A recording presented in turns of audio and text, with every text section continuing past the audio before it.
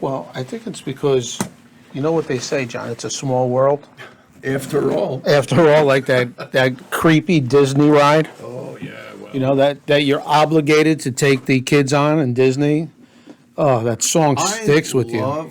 I loved Disney when I was a young man, and Okay. I loved it when we took our small kids.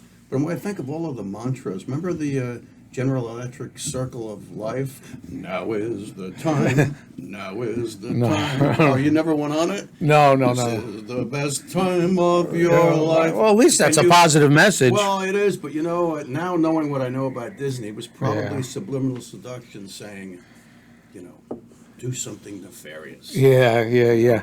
Now, Get close with your local pastor. yeah. Now, my interesting, I don't know if I should tell this story. Okay, I'll tell it. So, married with 2 kids, and I'm going to Disney, right? And my father-in-law approaches me, and he says, listen, if you take her, and he nods to my mother-in-law, on the trip with you, now I didn't get away much, he goes, I'll pay for half your trip. Because you know how expensive Disney is, right?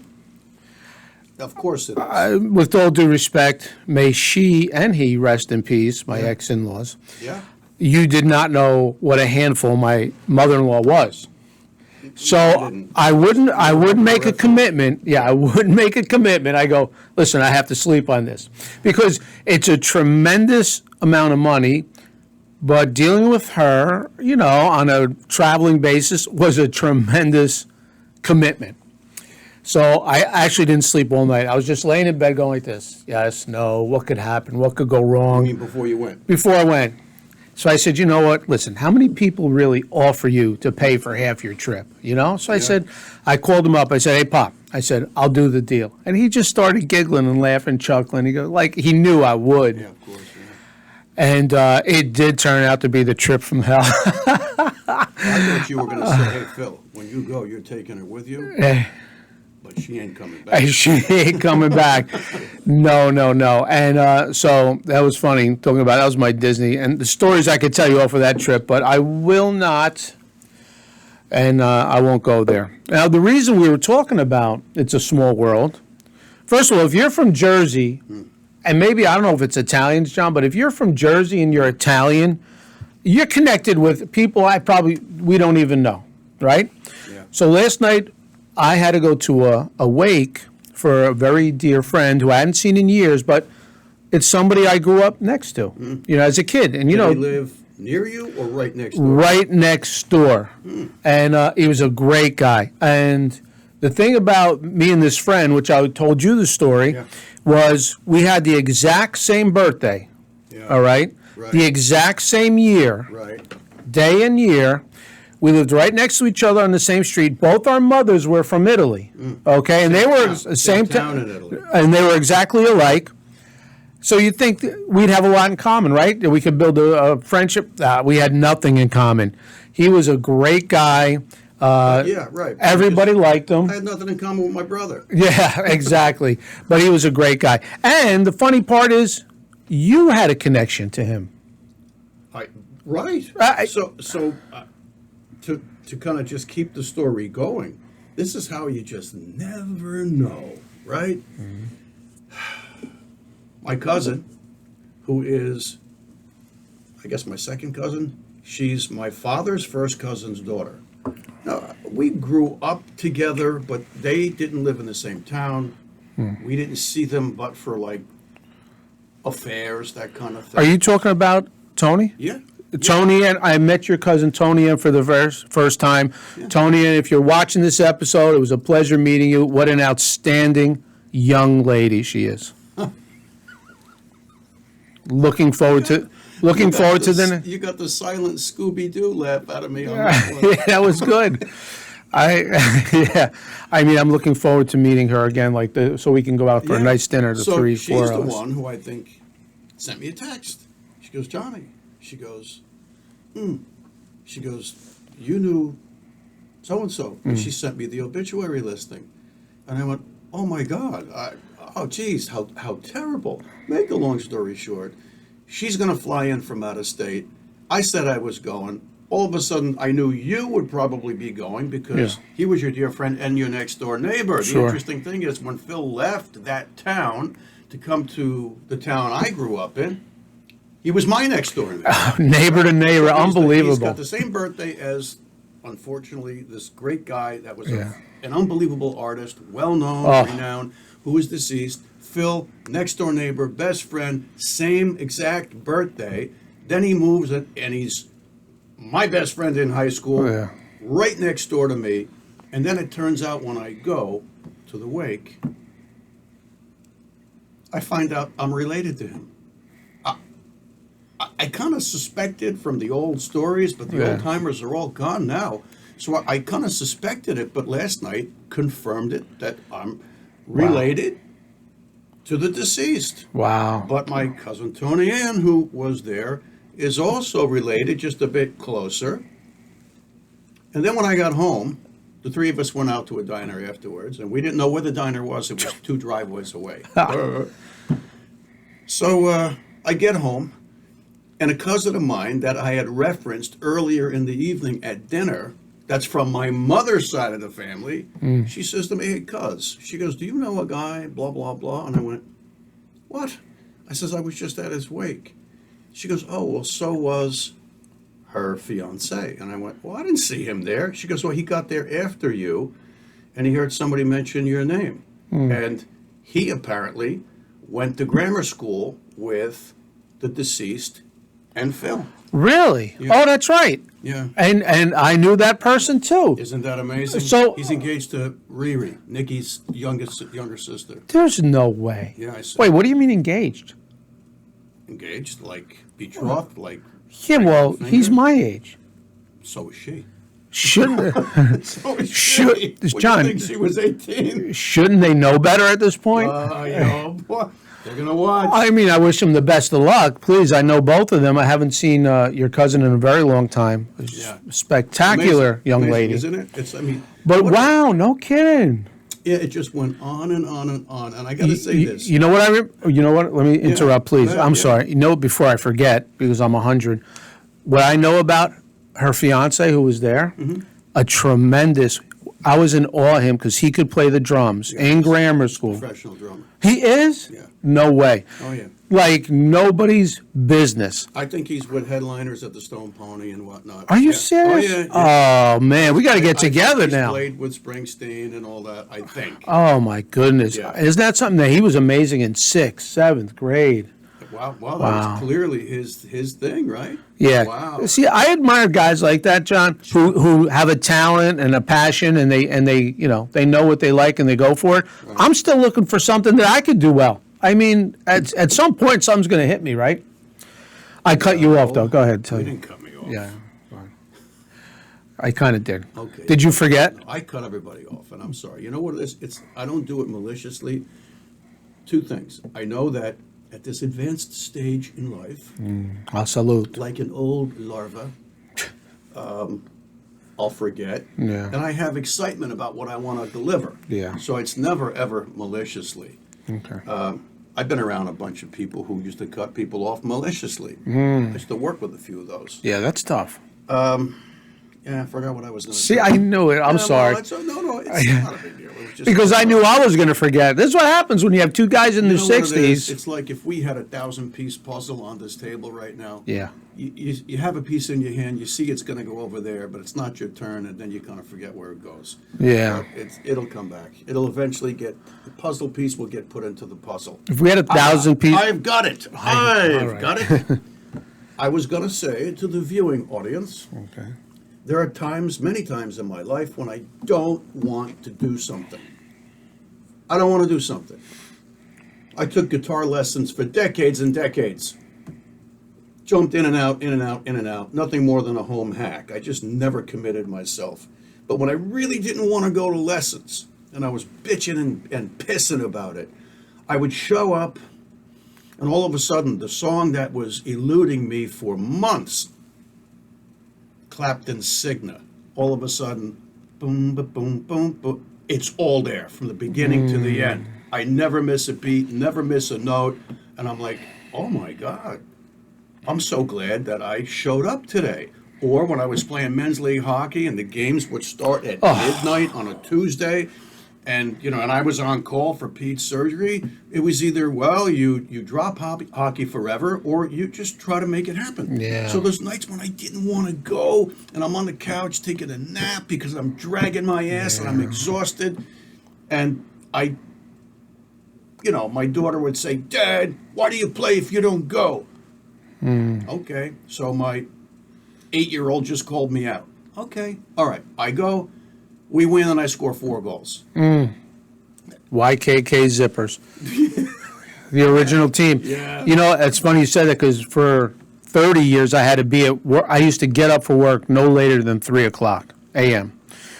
So I'd be on the ice when I played adult league or attempted to play adult league. Right. Ask me how many goals I scored. That would be 0. I knocked a few people out, though, I'll tell you that. So I would be on the ice waiting for a face-off, and in the corner of one rink, the clock would be right there, and it'd say like 1:15. I'd be like, how the hell am I going to do this? So you played before you went to work. Yeah. Do you remember they built that quad in Hackensack? Oh, yeah. The 4-ring? Or no. Ice House? Ice House. All right, in Hackensack. While they were building that, I was playing adult hockey, and I was calling, emailing, writing letters, and visiting the general manager of the place, asking him before it was even up, please, you have to make adult hockey at some decent time. You'll have so many teams. Yeah. Imagine how many fathers there are, and mothers, if there's a few moms that play, right. that just can't play because of the craziness of hockey. You're right. And I always had the same thoughts. And he blew me off. Well, that's because they have contracts with leagues. Yeah. And they've got the school kids that can't be on the ice at 1 o'clock in the morning. Oh, yeah. So screw you, old man. Old timer, yeah. But did your kids come watch you play? I mean, if you had an early game. A couple times, and you know what I did? I made the mistake. The only time my father and mother and my 3 kids and my ex came, well, she was my wife at the time, they came to see me play. We were like, almost neck and neck for first place in the league. And don't ask me what I thought I was doing, but I was in my mid-40s, and I cut 4 large trees down that day in my yard by hand with a bow saw, an axe, and a 5,000-pound come-along. Oh, yeah. And I figured, this is going to loosen me up. Time for game time? Yeah. I was like, oh. Yeah. I couldn't move. And at the end of the game, on the way home in the car, my son goes, Dad, he goes, you would have won if you guys just, he goes, you just got to do everything faster. People have been saying that to me my whole life. Yeah. Yeah. I think you're right. Wow, that's funny. I took it, I didn't take high school sports serious, all right, because I was just an average athlete. But I took adult hockey, and I played football, flag football, adult league for a couple of years. But my whole day was planned around that night game. Yeah. Work, whether I worked out or not, where I slept. I used to go to the track at 285 pounds, and I used to do sprints just to get ready for the game, because when it meant nothing in real life, that's when I started turning it up. That's when I, talk about a late bloomer. You didn't expunge it from your system. When I was a kid, I think I was like 10, and I guess, I don't know how old my dad was. Well, my dad was bigger and stronger than everybody else in the damn town. And I'd say to him, hey, Dad, how come you don't play on the men's softball team? And he'd say, look, you got to understand something. He goes, when you play for Georgia University and you got a full scholarship, and the Giants are looking to draft you, he says, the local men's softball league, slow pitch on a Sunday. Doesn't cut it. What's the point? He says, do you understand? And I went, yeah, I do. Yeah. But I thought like he was the secret weapon. He would clobber everybody. Yeah. Home runs left and right. He probably would have. Well, I mean, look. Yeah, with one hand. Talk about a gifted son of a gun. And his brother, apparently, used to tell me, because my brother was more capable than him. Wow. My father's brother, Uncle Pat, who was 6'5", apparently, they were both stable boys in Newark. They would take care of the horses in the stables. Wow. And my uncle was a trick horse rider. he would do those things you'd see on the old black and white westerns where they would ride and they would like jump off and hit the ground with their feet and pop and spin and end up on the other side. Are you serious? Yeah, my At uncle- 6'5". Yeah, my What? uncle. Yeah, they were gifted athletes. Wow. Yeah. You know, that's when you realize, John, I mean, so many, you know, being a realist, and we've had this discussion about youth sports before. You know, I kind of, when my son played hockey, he played all sports, but when he played hockey, I mean, you do live vicariously to an extent. Yeah. You know, I told my son, you're never out on that ice alone. I'm always right next to you. Because you know what? When he would like go to hit somebody, if you were standing next to me, I'd be like this. You know, you just feel it. Yeah. But you have to be a realist that, Yeah. hey, what's that? Where's Bones today? Where's Well, Bones? I mean, Just noticed that his foot. I'm looking, I'm talking to you, and I'm looking on the screen, and I see this Well, big you didn't leg. do a countdown, but it's okay. Yeah. You want to do a countdown, then we'll talk about Bones? Oh, well, okay. We've been neglecting our countdown. Go ahead. You Do know? the count. Well, we just went right into it. Yeah, 5, 4, 3, 2, 1. Welcome back, friends. Welcome to another episode of The Jersey Alchemist, and I'm your host, Dr. John Gerard Galucci. And I'm Philip D'Angelo. And there is a conspicuous absence of Springfield Bones. He was celebrity chef Springfield Bones, but like we said last week, Yeah. we're right in the middle of Shark Week. Oh. Well, where do you think he is? He's down the shore. Yeah. He said to me at the end of last week, he says, look, don't expect me in the studio. It's Shark Week. Remember what I told you about Grandma Boniva getting attacked by a shark?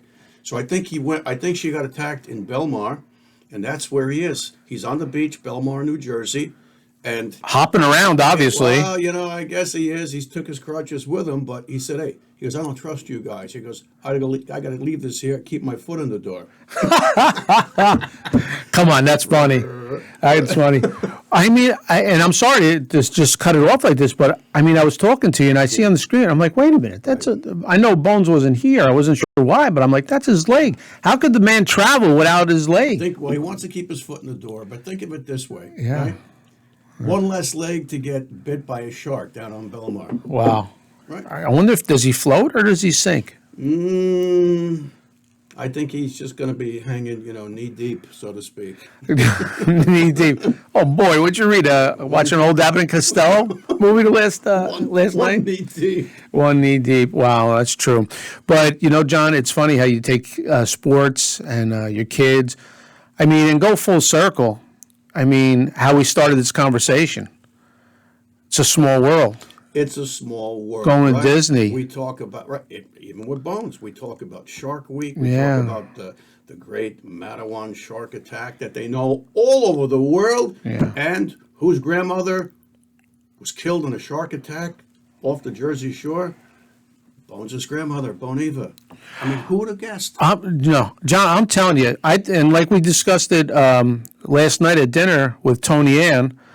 I don't know if it's a Jersey thing. We're so densely populated, but there's a little piece of Jersey everywhere you go. And then you told that great story about Montreal, about meeting somebody in Montreal who. Oh my God! Yeah, I mean, 420 miles north. how was that In possible? Montreal, in a different town, when I lived there, when I was a fellow at McGill University for pediatric surgery, I needed to find a barber. And I walked into the Coiffure by Gino, in the lobby of Ruby Foo's hotel, because my parents were up visiting. And I stuck my head in the door. I says, let me see what this, Coiffure by Gino is all about. It's in my book. It's in the chapter, Montreal, the city of my heart. Montreal came at me every which way from Sunday. Is that how they say it?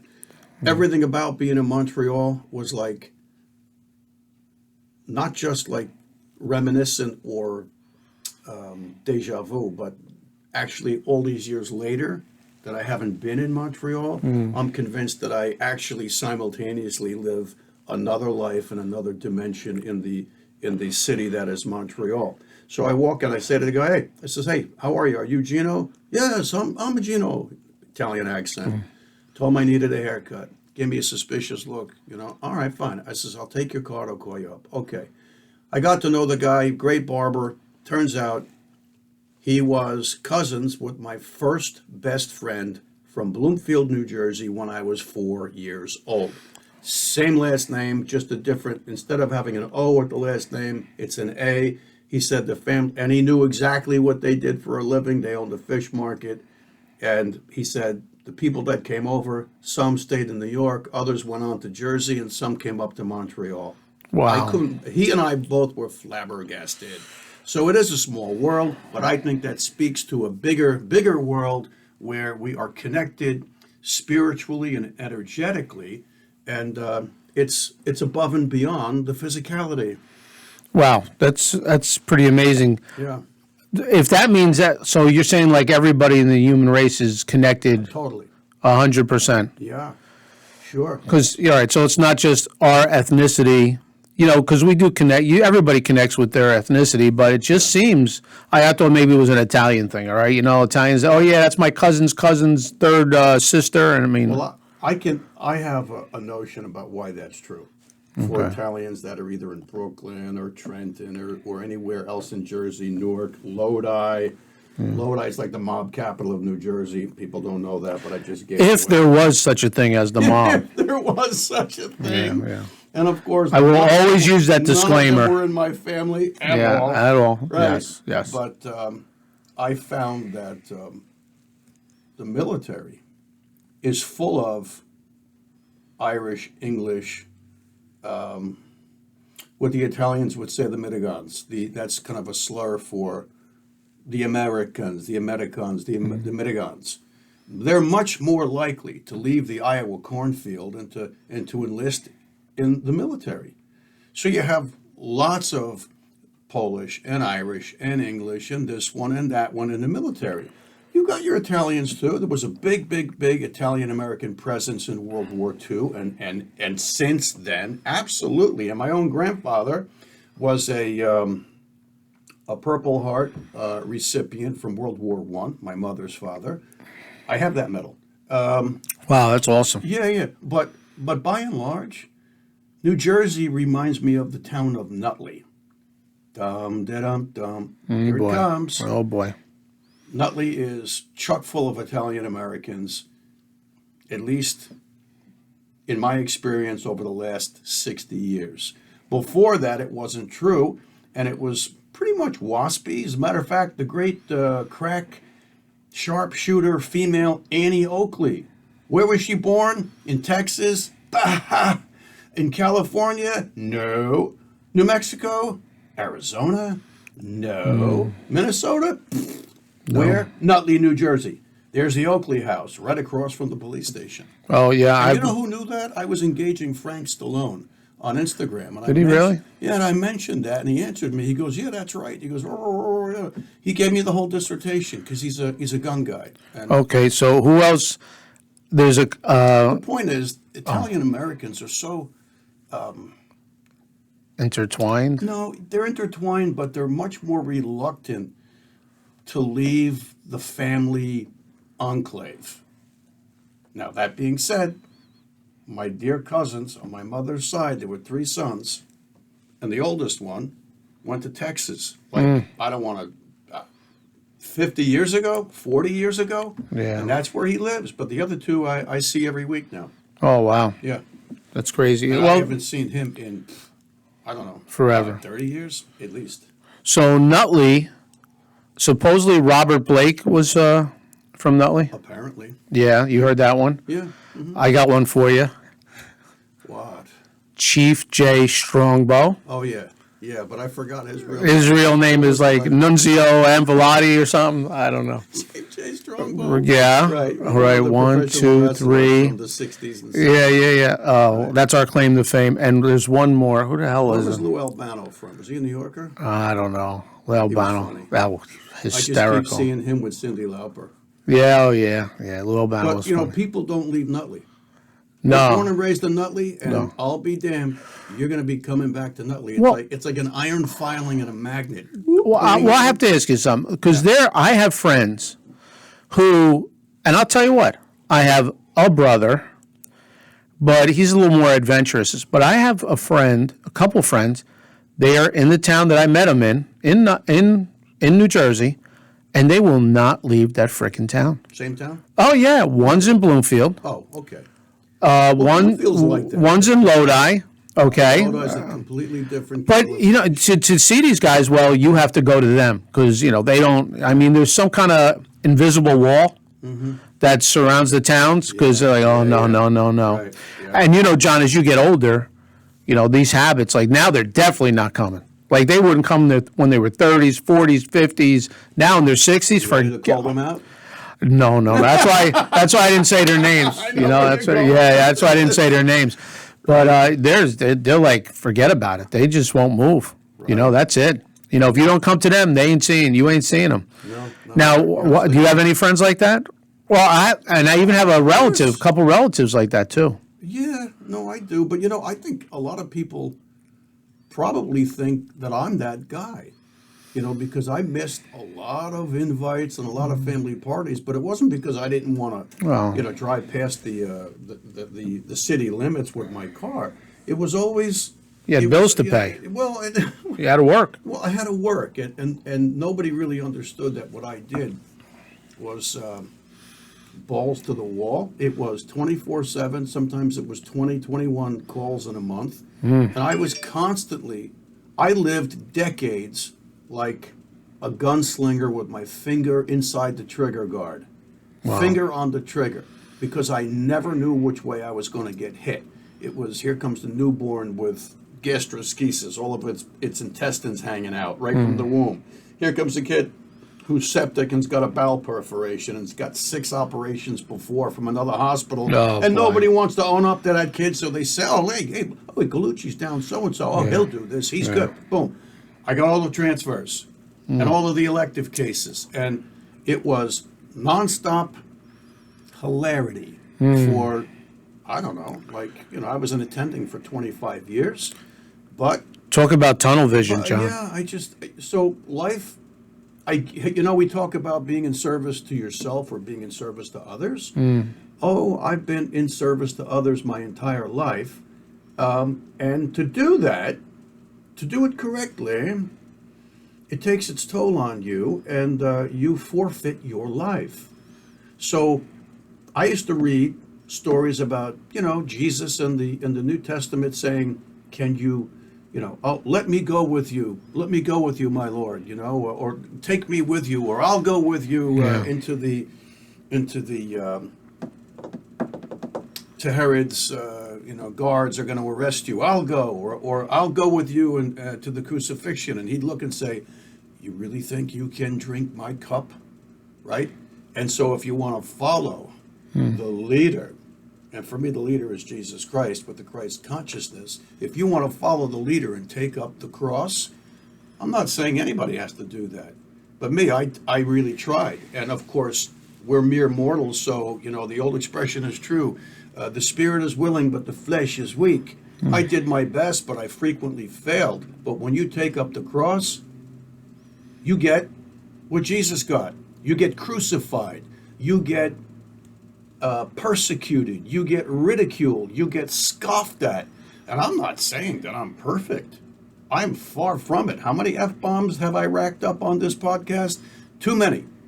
But if you think you want to be in service to others and really be serious about it, you have to be willing to do it and to give your life. It's funny, John, because I always, we've all been through tough times in our life.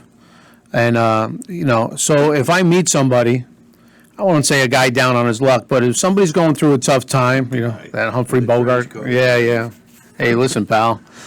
But, I'll always be there for them. And a lot of times, I give my phone number out and I'm like, hey, listen, you call me. I mean, this is not even close to the level you're talking about. But, I'm giving my number out. Hey, listen, call me. But there comes a time when, like the same person is calling you like 17 times in 2 days where you're like, it's ridiculous. Well, yeah. Right. So either you're going to kind of held me back from offering to help as many people as I used to on a personal basis because I'm like, this is just going to lead to some guy calling me at 11. Why aren't you picking up? You get overwhelmed. Yeah. It's crazy. I mean, you can only do so much. I mean, I've always said that about you, dealing with that pressure that you dealt with all those years. That's pretty impressive. You want to hear something interesting? I'd love to. I was told by a certain Swami. Who? Well, let's wait a minute now. Go ahead. Where is this certain Swami? I know there used to be somebody What around. are we talking about? About being overwhelmed. Oh, really? Yeah. Well, I like how you came to her defense real Oh, but quick. It's the truth. It is. I was just saying, I miss her. I don't see her You know anymore. what? I thought something was hanging out of my mouth. It's a white blotch on the screen. I was like, oh my God. Hey, that just shows the reality show. Right. But go ahead, John. You were Yeah, talking about. So she told me a long time ago, your life is going to be in service to people who need a listening ear and a kind, helpful heart. She says, and that's going to be beyond the surgical care of preemies, babies, and children. And I was like, what? What do you mean? She goes, no, she goes, you're going to be intervening for and helping people with substance abuse, people who have like suicidal ideation. And I was like, what? Come on. So I says, all right, okay. She had never been wrong about anything else. So I buy the house that I presently live in, and I got a landline. This was, 12 A years ago or landline? something. Wow. Well, I had a cell phone and a landline Yeah. because the cable company convinced me to get the triple play. Yeah, oh, yeah. That was big back then. I fell for it, right? So I would say 2 or 3 times a day, the phone would ring. All random numbers. And I would like jump up and grab the phone, expecting that it was like some relative because they were still all alive at that time. And they'd be like, yeah, hey, is this Harmony House? And I'd Wow. be like, what? What's Harmony House? Well, I haven't been around in a while, and I think I need to come back in. And I said, I'm sorry, sir. What is Harmony House? Because I'm listening to you. This isn't Harmony House. It's a private line. He goes, this is Harmony House is a drug and substance abuse counseling center. Wow. I was like, what? And every time I answered that phone, it was someone just like that, men and women, adults, looking for substance abuse counseling. How's that for crazy? That is amazing. Isn't it? Well, I'll tell you what. Isn't that nuts? Right? But I'll tell you what, John. Talk about an honorable thing to do to help people that need, knowing people that have fought addictions. I mean, Right. they need somebody to talk to, and sometimes all they need is somebody to talk to. Right. Yeah. Yeah. No, I won't say circle back because Okay. that expression makes me nauseated. Yeah. Okay. That's been destroyed. Yeah. Destroyed. Just like the word deplorable's been destroyed in my mind. Disgraceful. You had made reference to not functioning at a certain level. Well, I wasn't at that level or this or that. I just want to say something to the viewers. Okay? Okay. If you're here in service to others, then God bless you. Okay? Try to take stock of yourself and find out whether everything you do is geared toward, peel your own onion. And if everything that you find in the inner layers, all the way down to the core of the onion, shows you that you're here in service to yourself, why do you want to do all this bullshit all over again? You have a right to live your life. And if it's in service of yourself, fine. It's okay. But take stock of yourself. And if you want to be here and not have to pass this way again, you will be in service to others. And it doesn't matter at what level of service you do. Is a pediatric general and thoracic surgeon at a higher level than a blessed school teacher who has a positive effect over their lifespan on thousands of people? I don't think so. I don't think so. Is an Uber driver with a kind heart and a listening ear, is that person any less than the blessed school teacher or the videographer that makes wonderful uplifting videos for people to be educated and elevated by. No, I think we're all progenitors of the light. And it doesn't matter. I think levels don't mean anything. It's just be a progenitor and a purveyor of the light, and don't be an energy vampire where you're sucking life out of the system. Those are the people who are here in service to themselves, i.e., your elected officials or your unelected officials that are posing as elected officials, or global corporate leaders, or people who make up institutions that don't exist, like Klaus Schwab and the World Economic Forum, who's going to try to tell us all how to take a shit. Really? They're all in service to themselves. Don't be that person. John, that was almost like an alchemization. It was. All right. Would you like to alchemize a little bit further? I mean, for this episode, I really enjoyed this episode. I think. I mean, I enjoy them all. Looking back at the whole episode, from ties that bind, even if you can't see them, right? That we're all connected. So if you see, what happens is this: there's one central God source of energy in the universe, and it's everywhere, and it's magnanimous, and it's creative, and it's expansive, and it's loving, and it's healing. It is the light of the Creator. And for some reason beyond my mortal mind, that Creator decides that it's going to fractalize, kind of like if you threw a glass bottle against a brick wall. Except each one of those little fractals of glass, or spicules of glass, is not really a fractal, because a fractal is just a tiny, complete whole piece of the greater, larger entity that divided itself. So we have God within us. We have the universe within us, and we are also in the universe. And so what does all this mean? It means that if you trace our fractalization all the way back up the arborization, all the way to the trunk of the tree, we're all from the same energetic, loving God source. Except for certain people who maybe, I still wrestle with that. Certain people maybe are not from the same God source. I don't know the answer to that. You know, there's a notion that we're all from the same God source because there's only one creative force, and some choose to take this path and others take that path, and they have their own reality, which is why right now in the world, and specifically in the United States, the left fights the right and the right fights the left, and the politicians use this on purpose to keep us all divided. So the end notion here, to leave us with a positive, loving thought about our oneness and about the ties that bind, is that we are all from the same living God source. Recognize that in each other. And that old saying, namaste, means the higher self in me acknowledges and honors the higher self in you.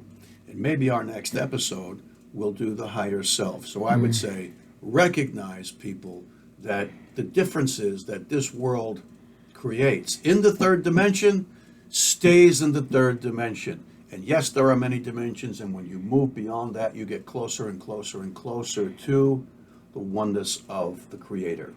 Amen. Wow, brother. that was awesome. Thank you, John. Thank you for this episode. Yeah, it was fun. People, if you like what we're doing, press follow, like, Subscribe. share. You got to help us fight the platform. Oh, Because the yeah. platform is killing us. You know that? We were in 5 international countries with our viewership skyrocketing, and then one day it just went, and now it's been almost 4 weeks, and we don't have a single added international view. How's that possible? The answer is it's not. The platform is screwing us because they don't like what we have to say. We're here to spread God's love and light.